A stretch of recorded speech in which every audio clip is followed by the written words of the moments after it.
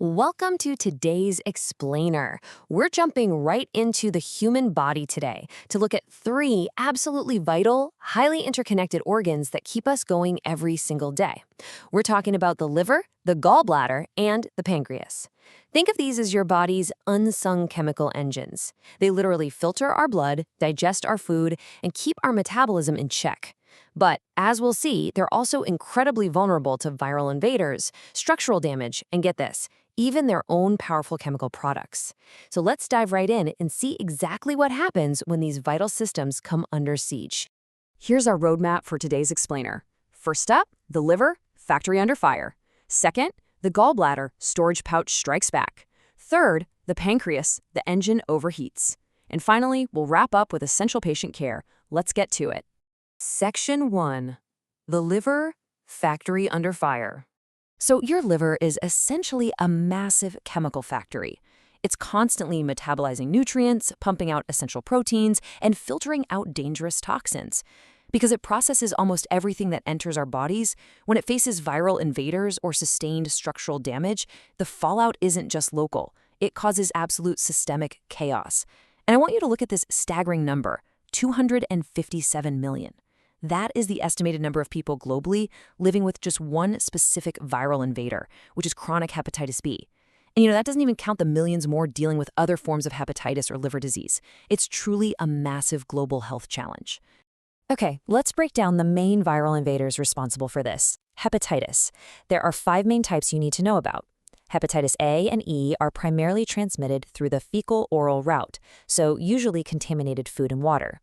And these typically resolve spontaneously with some rest. On the flip side, hepatitis B, C, and D are bloodborne. They're transmitted through infected fluids, needles, or sexual contact. But here is the absolutely incredible part. The medical progress we've made is mind-blowing. While Hep C used to be a lifelong chronic sentence that basically led straight to cirrhosis, we now have these massive breakthroughs with direct-acting antiviral drugs like sofosbuvir that can actually cure a huge proportion of patients. It's a real game changer. But what happens when the liver sustains chronic, ongoing damage? Maybe from a virus like hepatitis B or C, or maybe from excessive alcohol consumption. Well, that leads to cirrhosis. Cirrhosis is this chronic, progressive destruction of liver cells. Basically, fibrotic bands of connective tissue form, and they literally replace healthy, functioning tissue with rigid scar tissue. It's like a giant web that physically distorts the liver's internal structure and actually strangles the normal flow of blood and lymph. And as you can imagine, that sets off a whole cascade of really dangerous complications. Because the liver does so much heavy lifting, when it fails, it triggers head-to-toe alarms. Just look at the cascade of issues here. The skin turns yellow with jaundice, and you start seeing these little broken blood vessels called spider angiomas popping up. Down in the abdomen, the backup of blood flow in the portal vein actually causes fluid to literally weep into the peritoneal cavity. That's a condition called ascites, and it causes massive, massive swelling.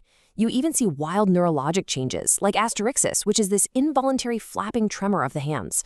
And that happens because toxic ammonia is building up in the brain.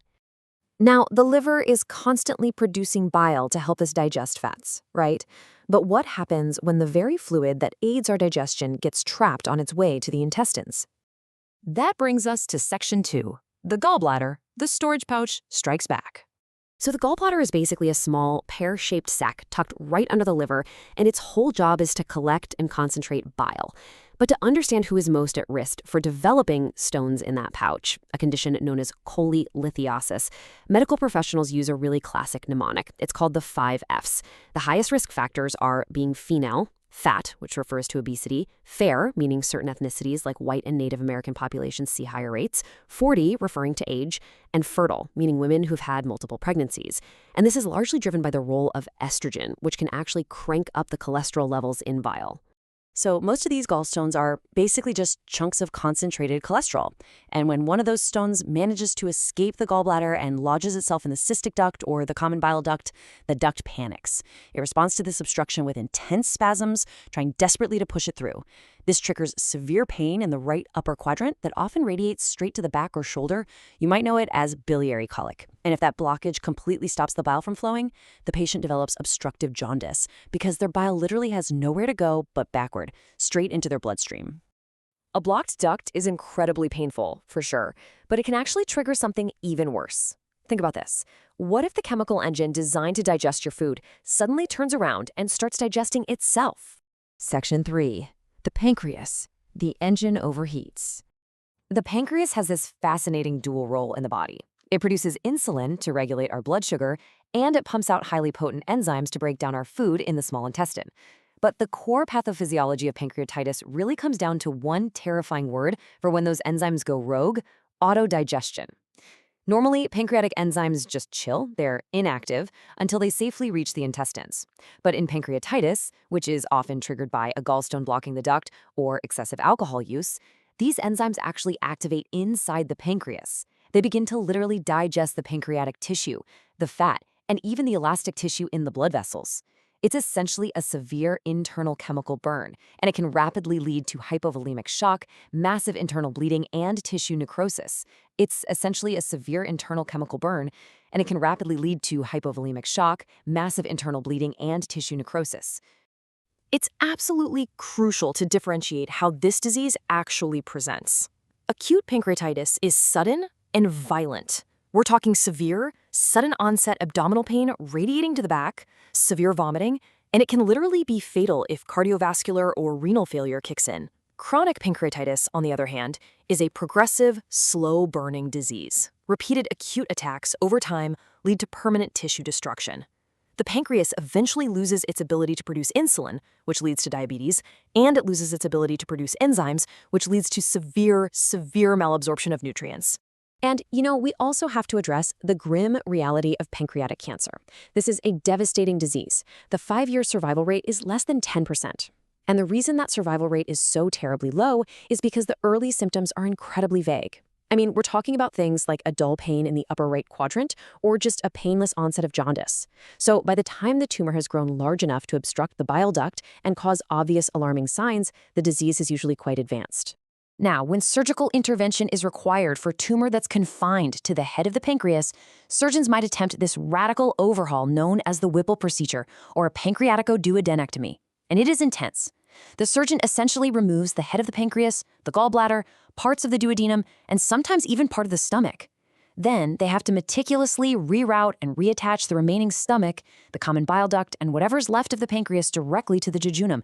It is literally a massive, complex structural rerouting of the entire digestive tract. Which leads us to Section 4, Essential Patient Care Strategies. Understanding the pathophysiology is really only half the battle, right? Medical professionals have to actually stabilize these failing engines right at the bedside. For a gallbladder removal or cholecystectomy, care is all about surgical recovery. Patients might have a T-tube draining bile, and they really need to do deep breathing exercises. Why? Because high abdominal incisions make taking a deep breath incredibly painful, which puts them at a huge risk for pneumonia. Now, contrast that with acute pancreatitis. These patients are in absolute agonizing pain and are kept strictly NPO, which means nothing by mouth. The goal there is to completely shut down the stimulation of those destructive pancreatic enzymes. They need heavy pain management, often opioids, and super aggressive IV fluids to counteract the internal fluid shifts caused by those chemical burns. And as you'd expect, the dietary and medication needs of these patients vary wildly depending on the failing organ. A patient recovering from a gallbladder attack, they need a strictly low-fat diet just to prevent those biliary ducts from spasming. Someone with uncomplicated hepatitis, they actually need a moderate to high-protein diet to give the liver the building blocks to repair damaged cells. But if a patient has progressed to severe cirrhosis, their liver actually turns protein into toxic ammonia. So nurses have to heavily restrict their protein and give them a medication called lactulose. Lactulose basically traps the ammonia in the gut so it can be excreted, which keeps their brain from swelling. Meanwhile, chronic pancreatitis patients, they'll require lifelong pancreatic enzyme pills taken with every single meal just to be able to absorb their food. So we've seen today just how quickly our internal chemical factories can go from running smoothly to absolute catastrophic failure, whether that's through viral infections, structural blockages like gallstones, or that terrifying process of autodigestion, which really leaves us with this final thought. With such delicate chemical balances keeping us alive, how can we better protect these unsung engines before they fail? Understanding these risk factors, from our diets to our viral exposures, is absolutely the first crucial step in protecting the anatomy that protects us. Thank you so much for joining this deep dive explainer, and keep asking questions about the incredible machinery inside you.